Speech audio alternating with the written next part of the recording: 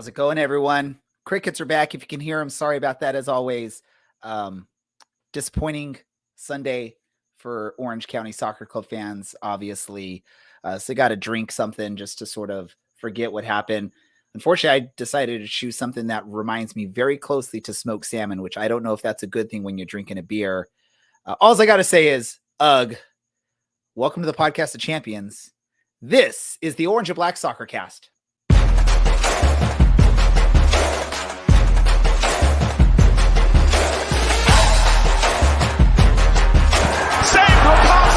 And the air leaves Allang Stadium in one large exhale. Trouble. Arozarena's beat. Orange County opens the scoring. It's Thomas. Kuninga scores! The old guard with a new trophy. This is the Orange and Black Soccer Cast, the first and only podcast dedicated to Orange County Soccer Club, its fans, and supporters. Follow us on Twitter at OCSC_SoccerCast or on Facebook at Orange and Black Soccer Cast. How's it going, Orange County? Welcome to another episode of the Orange and Black Soccer Cast, the first and only podcast dedicated to your Orange County Soccer Club. You know, fans, supporters, everyone involved with this team. I'm your host, Ray Samora. I'm here to take you through this journey as we, let's call it a therapy session here, as we have to discuss a pretty disappointing result this past weekend up in Sacramento. Let's go around the table and welcome everyone. Let's go first to, I'm going to let our producer pick. Who's coming on first, producer? Alan down in San Diego. Mr. Alan, long time no talk. How you been, my man? Been good. Been busy. I'm back traveling for stuff, and then, life happens, and a city council meeting, and all sorts of shenanigans. So it's good to be back. Would like to have been back to talk about a better game, like the one they played the week before. But Orange County is still in the playoff race. Technically, somehow, some way, which is the biggest shock I think out of everything, right? That's crazy. Who would have thought? Let's do this. Let's look at that. We're going to go to Dylan next. Dylan, did you make the trip up to Sacramento to watch that amazing match? No, I've still never made it to Heart Health Papa Murphy's whatever Pop-up park stadium. Unfortunately, every single year I'm either too broke, that was in college, or working. That's been since. So someday, probably, I will get up there. But no, I got to watch this one, unfortunately, after a nice long day of work at home. So it was really just already starting so poorly and never really got going after that. Have we failed you, Dylan? Have we not taught you about sick days and what they're supposed to be used for? Call in, I'm sick, and then drive up to Sacramento, get seen on TV with your shirt off, waving a scarf around, and who cares because your bosses probably don't even know about this team. Have we not taught you about this, Dylan? Yeah, so that works all fine and dandy, except for the fact that they would have no reason to be shirtless swinging a scarf around after that abysmal performance on Sunday. Otherwise, perfectly tracks. There we go. Let's move up and to the left, and that's Mr. Brad up in Reno, who just always tends to blend in perfectly with that backdrop. Brad, how are you doing, my man? How are you feeling after a disappointing results against your former teams, one of your former team's arch enemies there in Sacramento? Well, I was a lot closer than any of you, and that's even more so than my Reno location. I was actually in Grass Valley that day, which is kind of like, I don't even know the comparison for you guys. What would be like about an hour away in the hills from where you guys are? That's kind of where I was. You go like 30 miles east. Chino Hills. Sure. When we finally get that Inland Empire team, that'll probably be the same kind of idea. But it won't be in the hills. It'll just be in That's where I was for a wedding. I was originally intending on going to this game, and it's kind of a good thing I didn't, because that would have been a very fun tweeting session 10 minutes in, and probably would have stopped about 20 minutes in. All right. Well, we got one other person joining us tonight. We've got a 5-person crew tonight. You've seen him very much recently, and he's taken over as beard of the show. If we have our end of season awards, we might have to say like host or co-host facial hair award, and that probably is going to be a competition between all of you except for me, because I tend to not have much good facial hair. All of y'all have your different styles, but that's Larry. Long introduction. Larry, how you doing, my man? I am in mourning at the moment. I broke out the red breast tonight, the 12-year-old. I save it for special occasions, and I think that after Sunday's performance that we can only mourn a little bit the season of what started off for the first 7 minutes hopeful and has kind of gone downhill from there. So tonight we still have hope. We still have hope, Larry. We're still technically eligible to make that playoff push. Yes, it's there still. And I still have hope of one day being under 200 pounds again, but all these things are really unlikely. Trim off that beard, you'll lose about 10 pounds already right there. No, you can't lose that beard. That's like, at this point, that's like a trademark for you now. You've been on this show. I mean, that's just your style. If you lost that, people will be like, who's that bald guy with no facial hair? They would not know. Nobody needs to see that, and my girlfriend would be really upset if I shaved my beard again. She gets pissed when it happens. For the record, I would also be very upset. Well, then you know what? The heck with Carrie, Dylan. I'm keeping it for you. Keeping it for Dylan. That's what you gotta do. I'm just torturing myself with my German style smoked lager from BJ's. So that's what I got going on. That's why I mentioned it's sort of reminding me of smoked salmon when I'm drinking it, because it's got like that fake smoked flavor into it.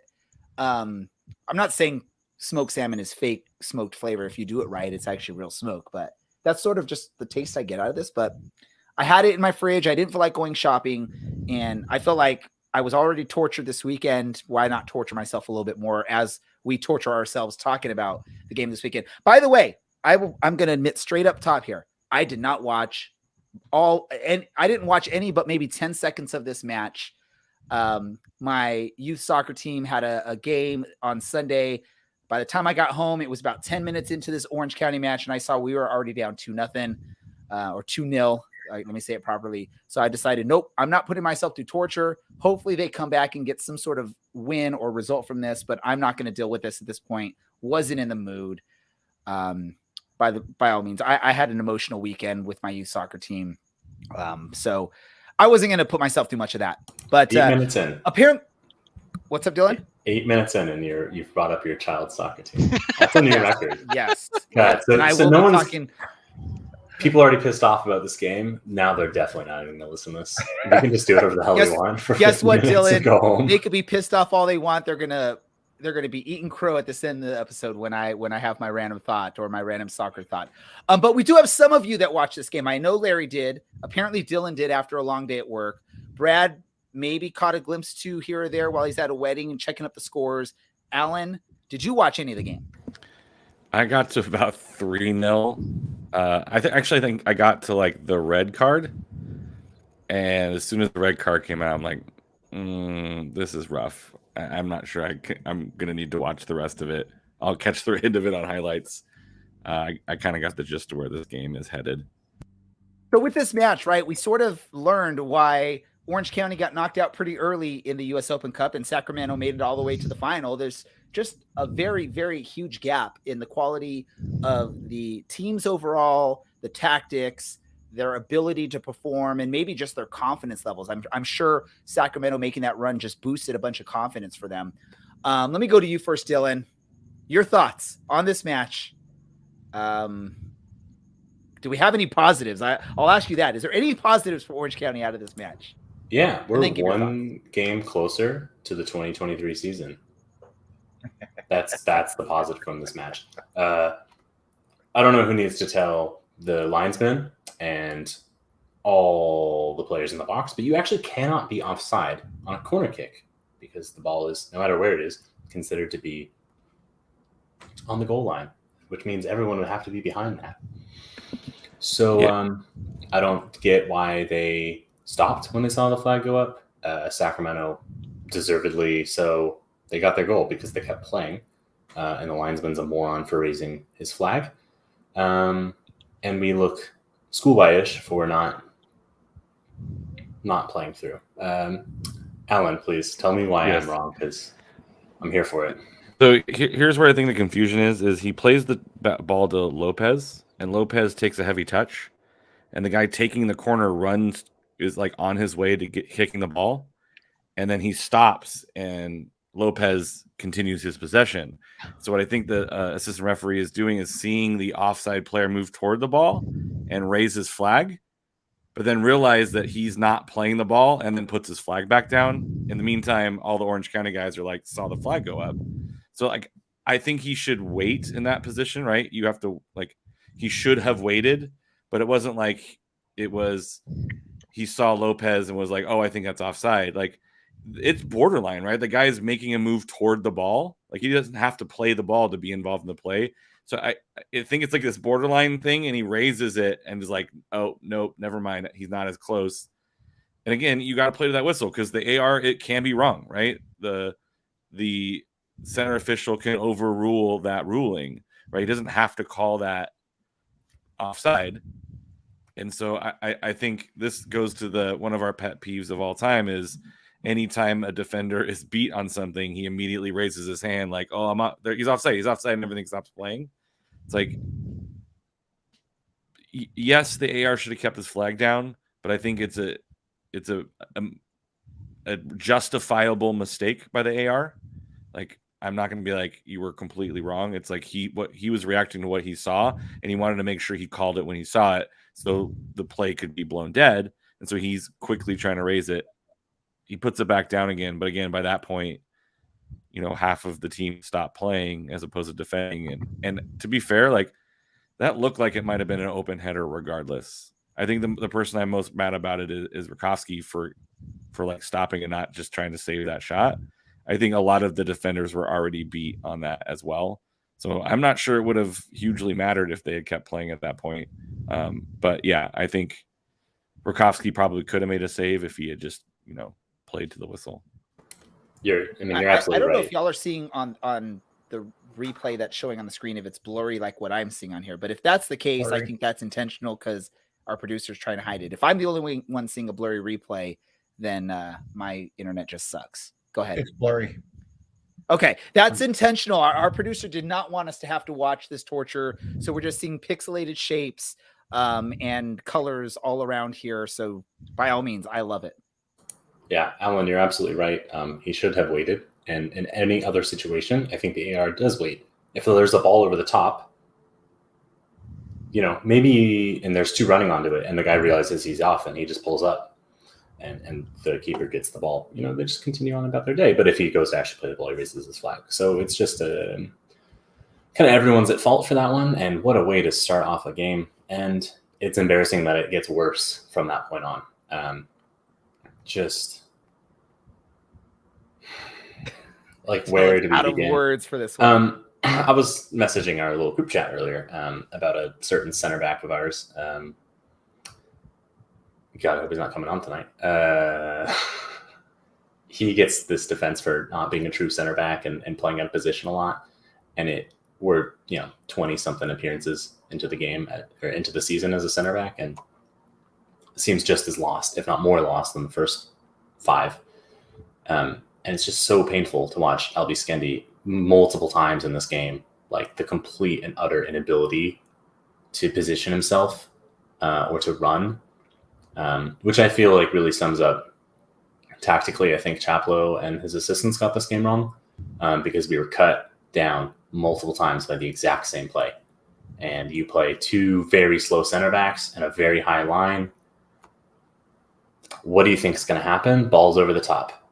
Ball over the top, ball over the top, ball over the top. Or if it's not a ball over the top, it's a little inside out, and you get the guy on the overlap, and it's a through ball. But yeah, Skendi just drifting out wide. Hey, the right back's not going to shoot from 50 yards at an angle when the goalkeeper's in the goal. Like, why are you drifting out wide? Just mark your man and stay in the middle. You don't have time to stand him up because you're not fast enough to get out there. What were the other things? Jogging back. I thought Albie's like one of the fastest on the team from what we learned a few weeks back. We were discussing it, right? But someone maybe needs to teach Albie how to hold down the R2 or the right bumper when he's running to try and get back on defense, because he didn't have that turbo boost going on. He was just running normal speed. He wasn't busting out the turbo there. But I thought we learned speed is gentle. Like I thought we learned that he's fast. Apparently, but I think your top speed can be great, and this is a game about acceleration. If you take forever, if you take a quarter of the field to get up to your top speed, you're not helpful, because there's going to be someone that might be slower than you, but if they get to their speed faster, they've got to step on you, and that's all it takes. And that happened a couple times.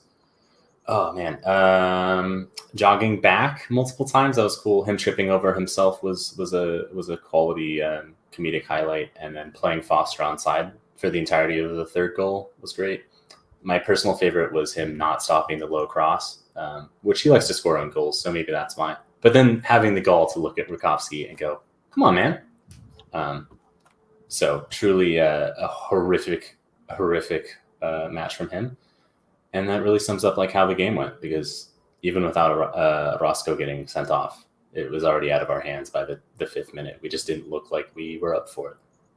Which Luckily for you, Dylan, in the green room, we have an Albie Skendi waiting to speak with you. No, I'm joking. Oh, good. I'm joking. Dylan was just too early. He's got 12 minutes. Dylan was ready to just jet if I would have welcomed Albie in after that rant there. Let me go to you, Larry, really quick. I'm going to ask you a question, then you can give your overall thoughts on the game. But has Orange County reached its rock bottom after this match, or are you still fearful that they'll fall even further from this point? I don't know how much further the team can fall at this point. I really don't. What does terrify me is the fact that we got to play Pittsburgh on Saturday, and Pittsburgh's a really, really pretty damn good team. 2 months ago when I wrote that first article for the website for the Orange and Black Soccer Cast, one of the things I said is, where do we go from here? There was only 2 ways at that point: straight up or sideways. They couldn't have sunk any lower at that point 2 months ago, and they have literally stayed sideways. And I actually think they went a little bit lower on Saturday. This looked like a team, and God, if any of them are watching, I love you guys. I do. Chaplow, if you're watching, I love you too, man. But this team did not look like they were ready to play. Dylan said it spot on. They were outmatched, outcoached, outplayed, outran, outshot, just out everything. And it's just so bizarre to me because there are so many quality, talented kids on this team, and some really strong veteran leadership.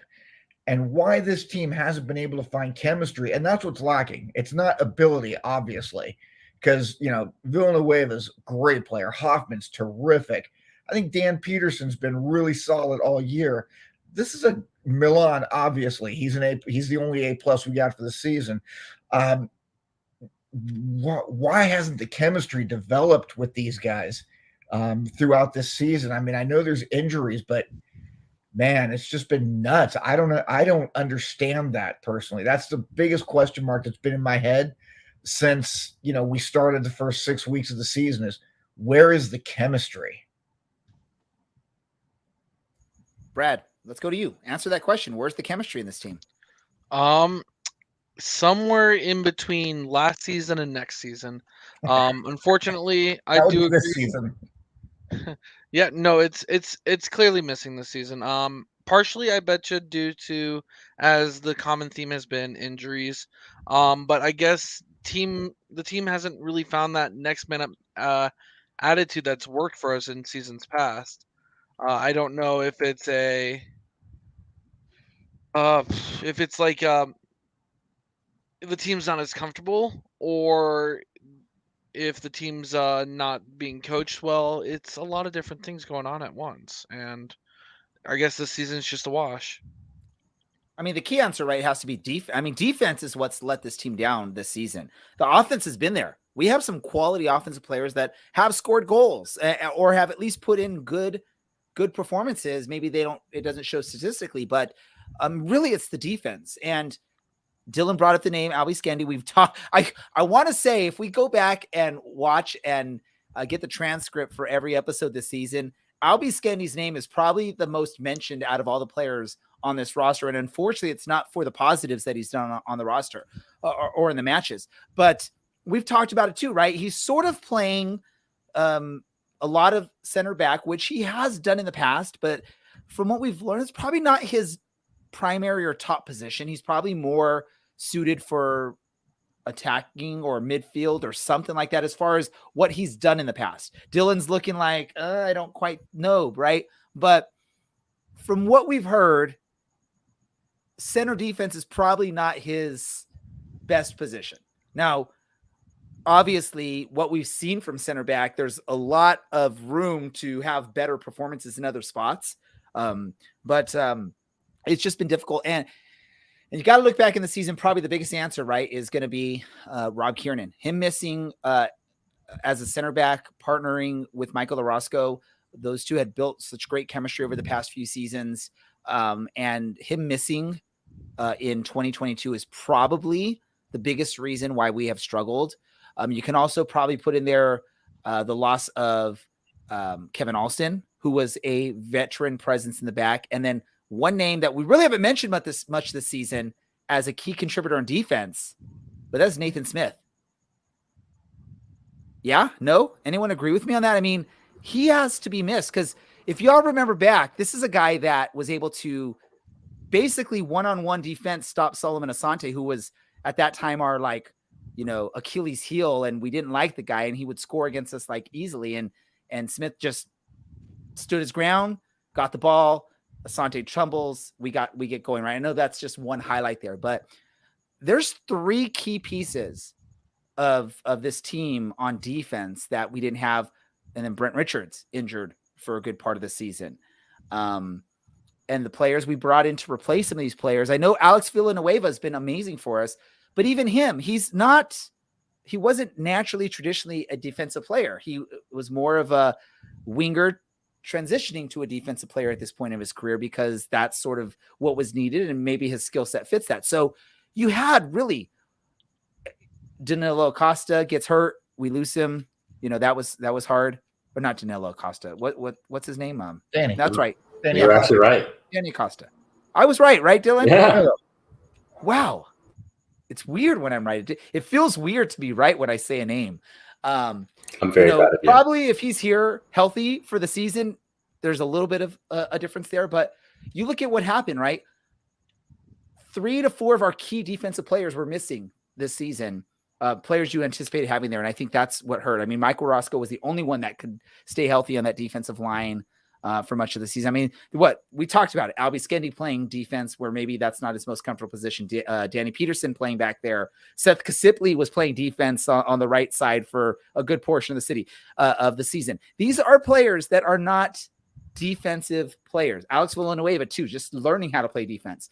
That was our biggest Achilles heel. That's the reason why we are where we are and we're struggling at this point. And lo and behold, now we have a next game. I believe Michael Orozco is going to be missing. So what's going to happen at this point? Alan, what's going to happen? What's our defense going to look like? Can we maybe let's just throw like the Olofsky brothers back there, or let's just do 1-1-1, whatever the rest of the formation would be. Just ask if you can play every player on the roster, and it would look like one of those like 2 Premier League players playing like 200 kids. And just have we're going to put all of our academy kids and all of our guys, just fill up your half, have some fun out there. This is kind of the bad thing about the end of the season, right? Like this is the time of the year where injuries creep in. People have been playing hard for an entire season. The old 9-9-9 formation, 9-9-9. I prefer the rent is too damn high guy. That's the guy I liked. So I don't know what you do, especially against a team like Pittsburgh. Like Pittsburgh doesn't destroy teams and score tons of goals because it's lily ball. Like if you score more than 2, I think he yells at you. But it's just still a Pittsburgh team that is fighting for a home playoff match against a back line that's shaky at best, and now you're going on the road. I'm not sure. Maybe draw straws. Loser has to play center back. Is Dylan volunteering? I have a suggestion. I was going to say, Dylan, this is not elementary school. You don't have to raise your hand to speak. Just talk. I was speaking do it all the time. Teacher, I wanted to be respectful and not cut him off. sad trombone noises. Whoa, whoa, whoa. Very fitting. Isn't it more a trumpet that does this? Those weird sad noises. or no? Anyways, Well, I mimicked doing the trombone. Can you do that again, Dylan? So for our viewers that missed that action that you did right now. What if we solely said this team isn't going to go anywhere in the playoffs and defend its title? That's okay. This season's a bit of a wash. Let's get Milan Olaski the Golden Boot record and just nice and just who and why? send it and just try and get him the 6 goals required. Why not? Because we're realistically 1 game away. Because we still have a not chance. We're still in. Okay. We're still technically in the playoff picture. So if we lose to still can Pittsburgh get on there. Saturday, can anyone come up with a reason why we shouldn't just make this the Milan Olaski project? Like when Pep was like, all right, I'm going to have Messi score 100 goals in a calendar year. Like, let's just every ball at its terminal point should be at the right foot of Milan Olaski or the left. Probably not his head. He's Or not the that head. tall. But hey, yeah, it should reach him and in a position where he can likely score. Find some kind of positive to take from the end of this season, because right now there isn't any. I mean, that's just the fact. With It's the Milan exception- Olaski and it's all the kids. And if the kids can start coming, and we saw this 2 years ago in 2020 as Raymond Dre had a storming start to his professional career. Alexis Cerritos as well. I think he had a good one. And Nico Ruiz making his less than a week after signing professional terms, made his. This is next year. This is maybe the next Kobe Henry. This is maybe the next Ronaldo Donis. Maybe the next Aaron Cervantes. This would be cool. This would be the big thing. So that's probably the bright spot, right? Is having, despite an absolutely awful year on the pitch, somewhat successful year off of it. But Dylan, we have to keep fighting until we are mathematically eliminated from the playoffs. We still have the shot. I still have faith in this team. I may be the one fan that has faith on this team. Our producer wants to be done with this talk. Let's see where we are after this match with our season scoring predictions. Mr. Producer, pull that up. How are we doing? Look at that. I am, as always, as tradition calls for, I'm in last place out of the, I guess, 4 of us experts. We're going to have to start including Larry as an expert now, because look at that guy. He is running away with this battle. Larry, I know you're in the fan section of this, but you're now technically part of our crew. Yeah. So someone has to beat Larry's 124 to get that prize that they need to get if they want to get a prize at the end of the season, because now Larry's part of our crew. Well, If Ray, you can't beat him, recruit him. You could still do it mathematically. Math, I don't think so. Mathematically, can I still do it? Who can do the math here? Because how many matches are left? There's 5 games left, right? Or I 4 can't games get there left? mathematically at 10 all. points 5 available. games less. The best Ray can do is 115. Okay, So I am eliminated from the championship. I am officially eliminated. I am the one and only, other than some of the ones that haven't probably supplied a lot of predictions. I'm the one officially eliminated from championship or playoffs or anything like that. Everyone else, and including Orange County Soccer Club, still technically qualifies mathematically. But I think folks, the I beat one of Larry. the There's most still some of you, interesting that are mathematically eligible to beat Larry still. So Larry, good job. You're now part of the team. You have basically taken over. Should I be proud since I got a lot of those points betting against the team? At least you didn't go Dylan's route and say 1-1. You're right. I had so much faith in our defense. What was I thinking? Well, let's move ahead. We already started talking a little bit about Pittsburgh and how fun this match is going to be. I'm excited about this. I think there's a positive result here. We're going to shock the world and keep our playoff hopes alive. The team has nothing to lose, so they're just going to throw it all out there. I mean, we sort of saw that with Sacramento. It didn't quite work. There was a very offensive-minded lineup there against Sacramento. It didn't quite work for us, but now we've gotten that out of the way. Let's do this. Let's throw in, let's have both Olaskis, Kubo, Ugo Coley up top, whoever else can score goals. Let's just throw them up there. Let's go sign someone that can score goals that isn't playing right now and get up there. Tyler Pasher. who was just released from Red Bulls, not the baby Bulls, but the actual Red Bulls. He's without a contract. He can score goals. There we go. Let's use some of that Kobe Henry money and bring someone in like that just to ruin the rest of the season for anyone else that we're going to play, right? That'd be I guess that's the fun part at this point of the season, right? Let's just sort of ruin other teams' chances or their form or whatever it is from this point on in the season, because that's going to be the fun part. But we still have a chance of the playoffs. Let's see who Alan, since you're part of the USL show, you know more about the USL than all of us. Let's find out what your thoughts are on this match against Pittsburgh.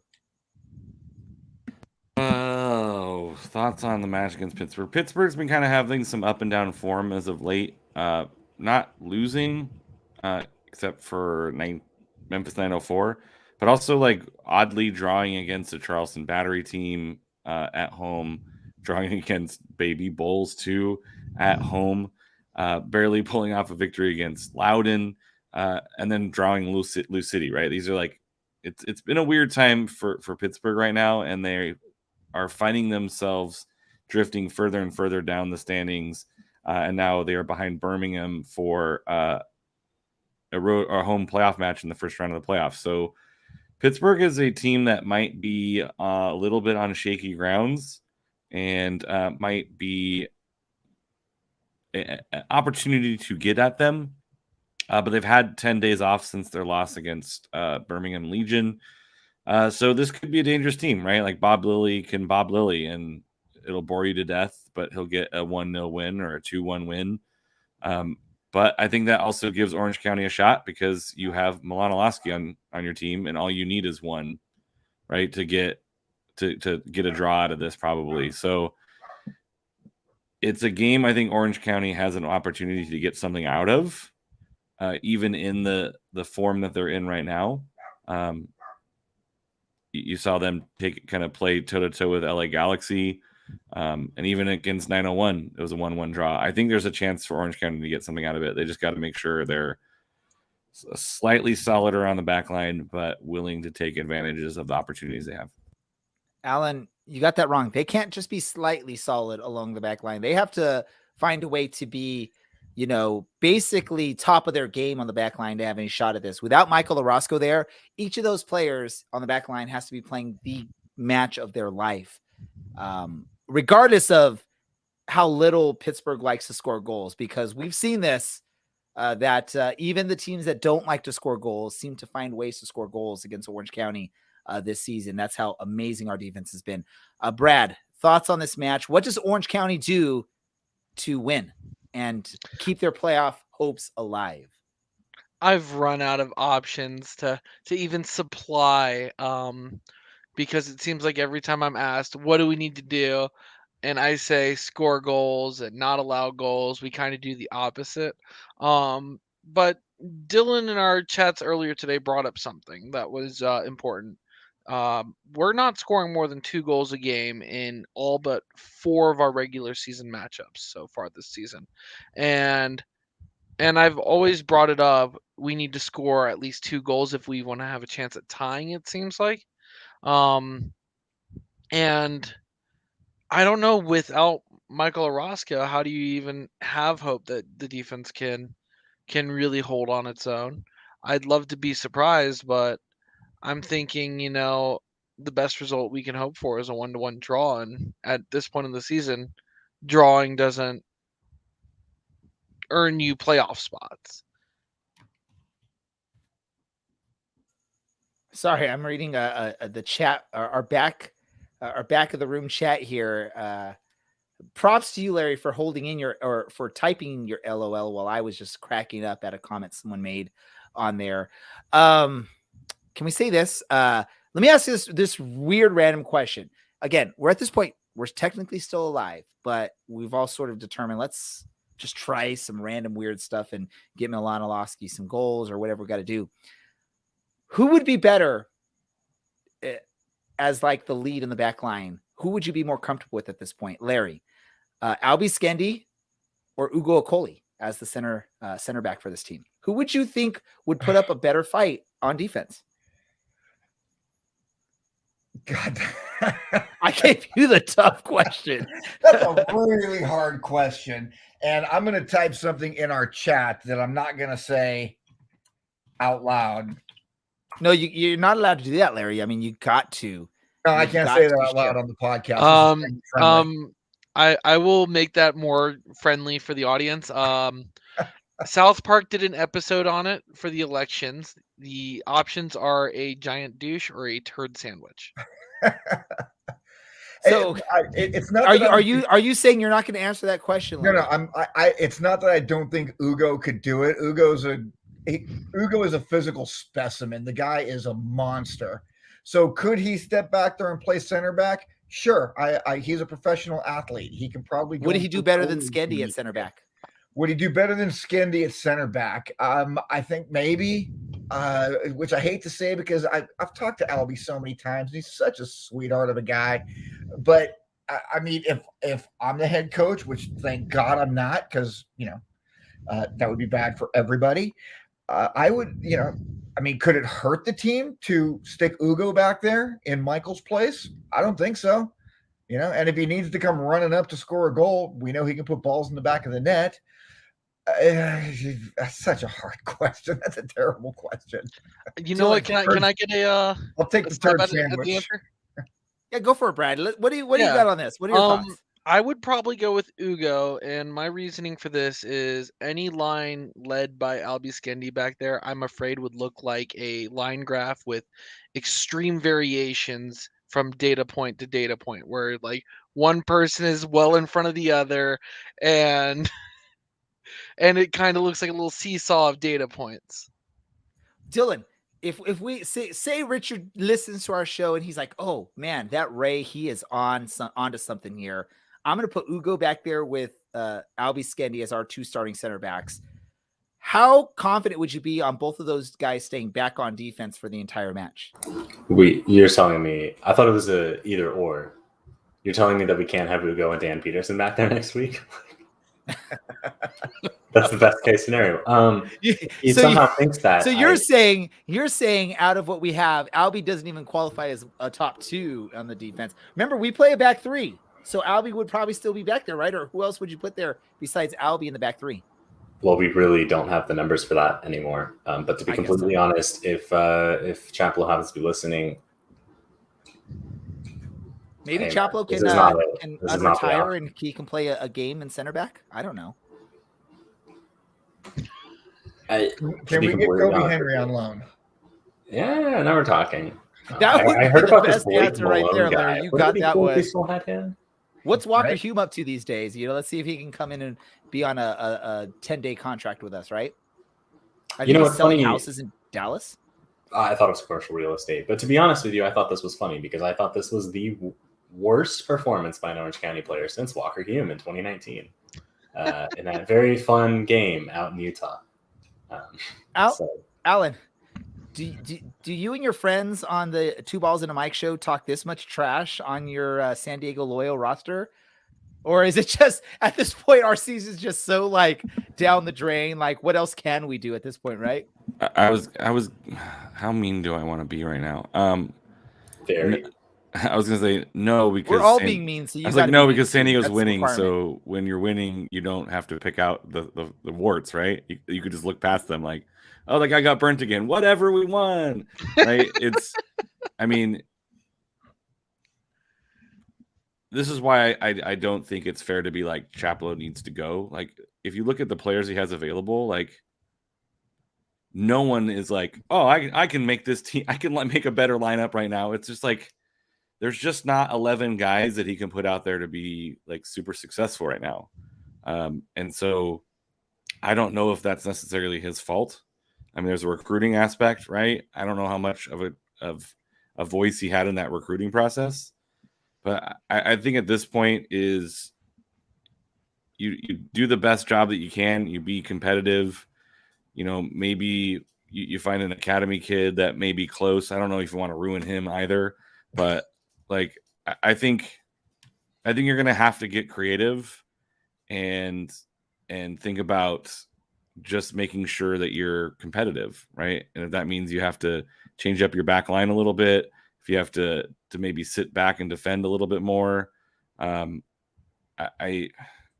don't envy Richard Chaplow because I just don't think like he's got a puzzle with missing pieces, and it's like, yeah, of course it's not going to look great. You're missing pieces. He's got a puzzle with one piece on it, and that's Milan Orlowski at this point. Right. It's like he's working a 1,000 piece puzzle, and he needs it to be like 5 and under, right? Like he's Milan Orlowski can steal you a point here. Like I think that there's enough there that a moment or two of brilliance, like Orlowski almost scored at 2-0 to make it 2-1, and maybe this is a different feeling game, right? But that boot that was magical earlier, it just didn't quite sparkle as much as we would like to the past couple of games. But I do think, Milan Orlowski still got that shot in there, and, he's chasing something. So I think there's some moments of brilliance there that he can maybe pull something out, or at least keep it close and respectable, right? Like I said, like Pittsburgh, I don't think is going to go out there and try and score 3, 4, 5 goals.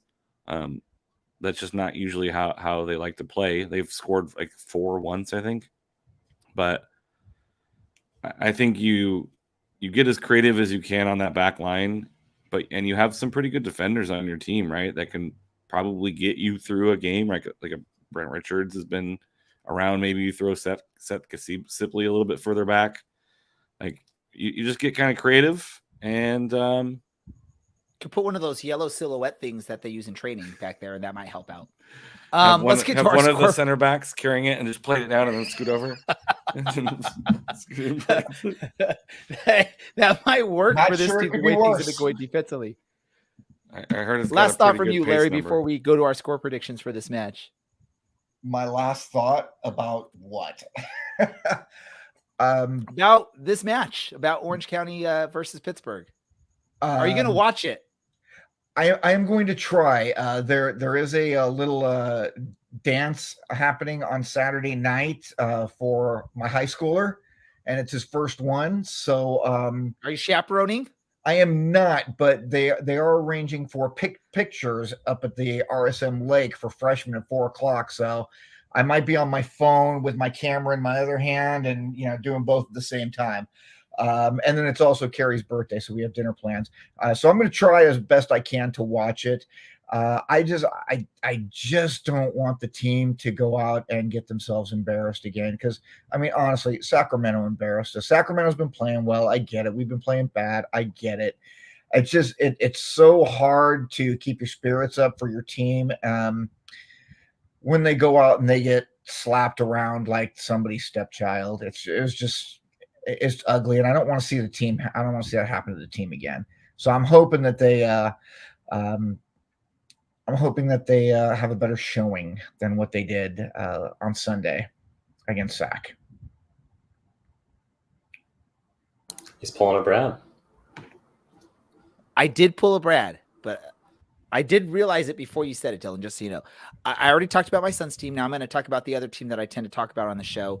Hopefully Orange County can pull a Tottenham and respond like Tottenham did after they got embarrassed by Sporting and then just beat up on was it Leicester City, I think, or whoever it was, or no, not Leicester. Do you think that Richard Chaplow is like Antonio Conte? Oh, he's better than Antonio Conte. By all means, way better. Score predictions for this match against Pittsburgh. Brad, what's your score prediction? I want to point out we made it 44 minutes before a Tottenham reference was made in reference to the youth soccer organizations one earlier. My score prediction for this one is Orange County 1, Pittsburgh 3. Darn. All right, let's go to Mr. Dylan. Pittsburgh 2, Orange County 1. I'm disappointing you, Dylan. You got to go with your normal. I'm disappointed in myself for saying that Pittsburgh's going to score 2. Alan. Same as Dylan. All right, there we go. Larry, what's your prediction, man? This is the expert right here. So whatever Larry says, more than likely will happen. So make it good, Larry. I think Milan picks up goal number 21 to set the Orange County Soccer Club single season record. And I think that Jeff Garner's Pittsburgh Riverhounds score 2. So can we drink for Jeff Garner? Jeff Garner, please. I know you still follow us and you may still potentially listen to us. Help us out here. Help your former team out here. But to do this, I'm going to help out as well. Pittsburgh 5, Orange County 0. Yeah, there it is.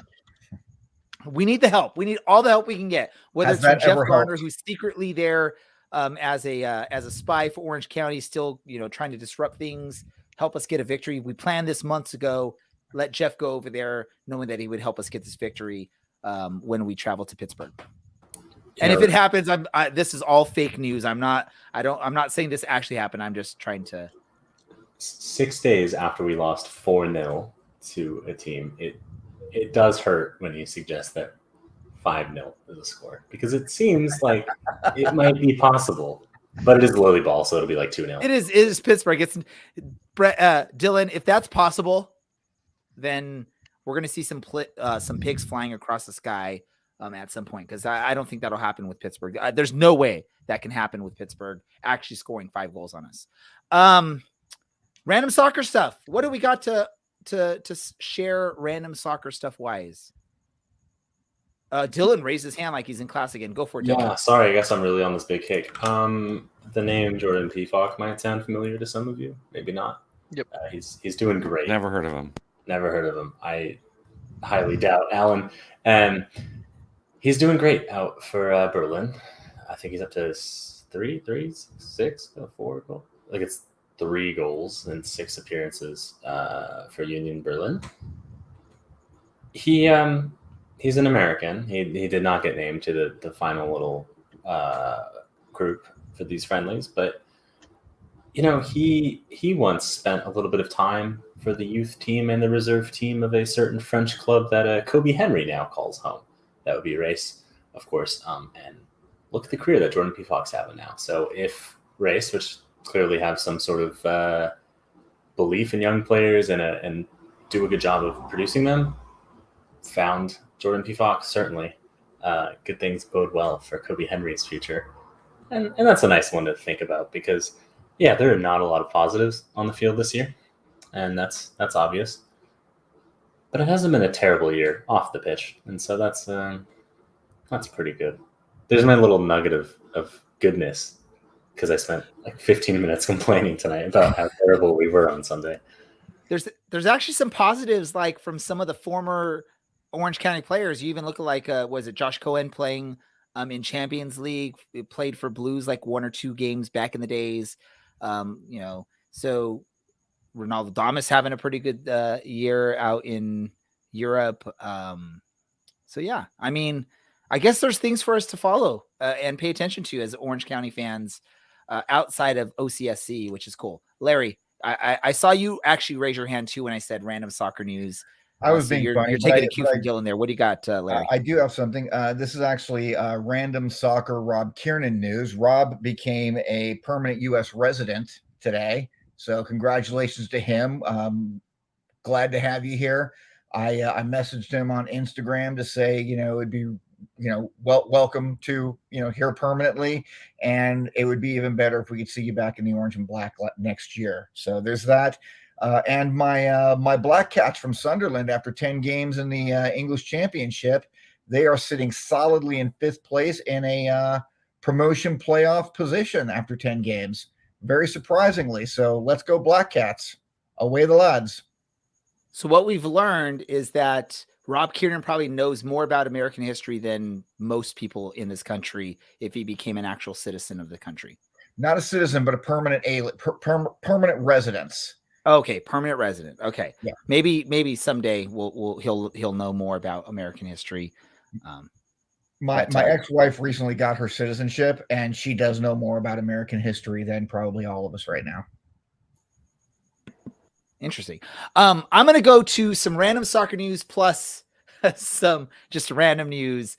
So what I have to say here, I apologize to damper the mood here, but our podcast and also the Orange County Soccer Club fandom community lost a member this past week. It's also someone that's close to me. It's one of the players from my youth soccer team. His father passed away a week ago from today. He was a big supporter of not just our podcast, but also Orange County Soccer Club. He was a season ticket holder. He had some pretty good seats right there at the, almost the center field mark there on the smaller stand side. So it's been a pretty emotional week for me as a fan and also as a soccer coach. My boys were amazing this past Sunday, playing their hearts out in honor of this father. His name was Jarrett. We all loved him. He was actually the biggest fan of my youth soccer team. Although you may think it's me as the coach, this guy was an even bigger fan of these boys, and he was a huge OCSC fan. He would bring his son to games. Like I said, season ticket holder. So he will be missed. He's missed by not just me as a soccer coach, but he'll be missed as a, podcast. He supported us and also as a fan of Orange County Soccer Club. So, just wanted to share that out. I definitely at a loss of words to say anything else on that. But if I know the player for my team and his grandpa, they're planning on potentially going to the final match of the season. If they're there, hopefully if anyone hears or knows, just, share love with them. Because it hit hard, my heart. I don't cry easily, but this is something that brought tears to my eyes when I found out this news. Yeah, sorry to dampen the mood, folks. Let's go to random thoughts. That's my random thought for the night as well. If anyone wants to go next, I'm not going to put anyone in the spot that they have to go after that. So just jump in and say your random thought. Yeah, I'll go ahead. Last week, during this very segment, a specific member of our podcast had some controversial issues about the passing of a former monarch, and then asked, why should we as Americans even care? And Dylan, I wasn't able to defend such a weird topic to discuss in the first place, but why we should care essentially is, one, even though we fought 2 wars against them, they've been our biggest ally since the Civil War. And importantly, 70 years is a long time to, regardless of whether you like what they did or not, is a long time to be in charge of a country. And it's weird living in a world where all of a sudden your someone so important to the public image is gone. And also, we as Americans love and are obsessed with controversy and drama, and nothing brings drama like the British royal family. So that's why we are obsessed with this story more so than the British themselves. One more thing for you, Dylan. It's been there's people that are 69 years old that have never had to sing God Bless the King. So that would be another thing that no one has ever sung that, actually, no matter how old they are. No one has ever sung Okay, well, then there you go. Dylan knows. See, Dylan knows this stuff, man. So we actually have some British knowledge here from Dylan, who was bashing the British monarchy just a week ago. So is that while English Dan was on the show? No, I think it was after he left.